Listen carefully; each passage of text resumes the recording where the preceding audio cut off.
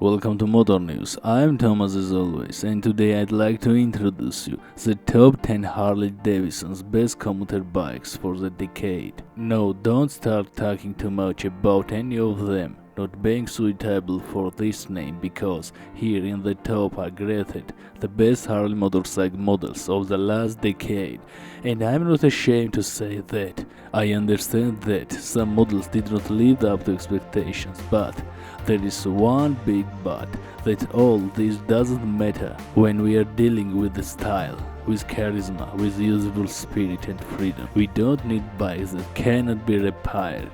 I know this is somewhat of an allegory, but it's worth thinking about. BMW car enthusiasts will understand this best. Enjoy the video.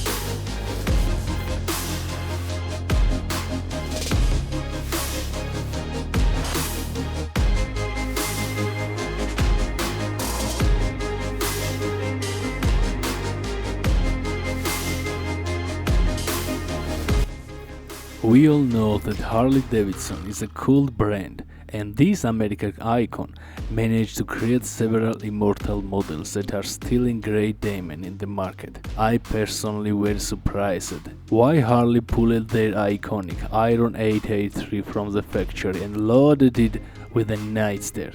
Yes, I understand that the latter is indeed a practical bike, but let's be honest, who needs a Nightster special when there is an Iron 883, Iron 1200, and the only time I would just the Nightster is if it were a cafe style bike, and that's why I see Nightster special as a cafe racer in the future. Well, I'll move on to the next ISO and say that removing the FXDR 114 from production is even justified. It's somewhere because Harley doesn't really have a problem with the sporty cruisers, but this model has something that none of its competing motorcycle had.